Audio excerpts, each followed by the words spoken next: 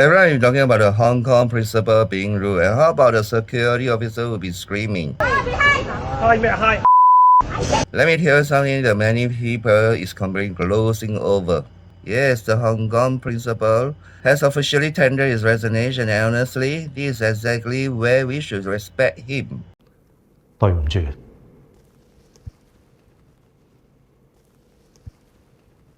喺呢度亦都藉着嘅機會向全港嘅市民、新加坡各界嘅人士致以衷心嘅致歉。另外，我亦都會喺今日辭去現時我一啲地區嘅工作。It means he actually has principle being a principal. He didn't hide, he didn't make any excuses, and he has taken ultimate accountability for his actions. But let's be real for a second. All this would not have even started if the security officer didn't make a scene in the first place. If she had tried to speak properly, calmly, and professionally, we wouldn't even have this kind of conversation today. It's just like I just said, principle being a principle. Tomatoes. So let's think about how this interaction actually physically began. And instead of a professional enforcement officer walking up to have a calm dialogue, the security officer approaching with maximum volume, screaming. They were immediately screaming, pointing fingers and shouting, "Go behind! I cannot let them go down. Go behind!" Put yourself in the shoes of any traveler arriving in any foreign country. When an enforcement figure immediately starts barking at you at high decibels, your brain will go immediate defense mode. Hi. And now let's look at the actual words to use. Go behind. Go behind what? To a local in Singapore or Malaysia, that's standard everyday Singlish. It makes sense to us, but to an international tourist from anywhere, go behind is completely vague and confusing. Does it mean reverse the bus? Does it mean park behind the building? It provided zero clear actionable guidance.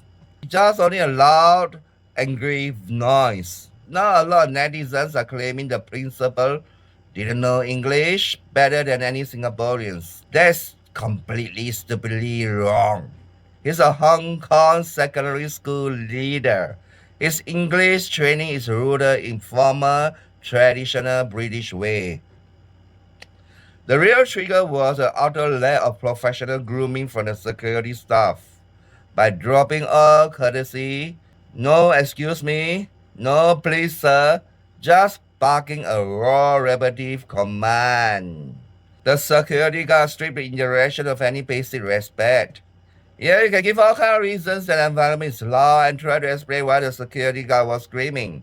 But still, it's just a convenient excuse. When she went a step further and physically blocked the bus door, trapping the students inside while screaming in broken phrasing, the principal stepped in to defend his group. He shouted, "Shut up!" and impolite, because from his perspective, he was dealing an aggressive, unpolished street confrontation, and he was trying to force her to stop shouting like a mad woman.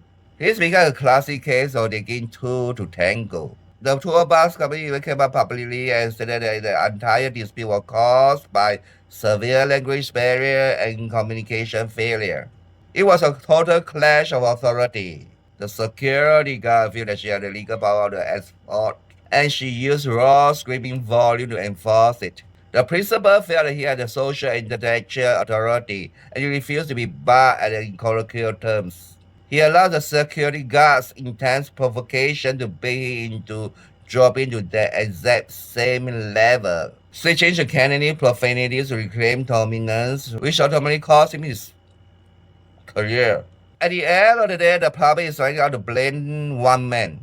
But by walking away and resigning, the Hong Kong principal saw the dignity of his position. He proves his principles. The person who sparked the entire firestorm with an aggressive, unpolished, screaming approach gets to walk away. So what do you think of the whole thing? You know, we see things very differently from the mainstream. Do you agree that security guards streaming in Singlish completely provoked this entire mess?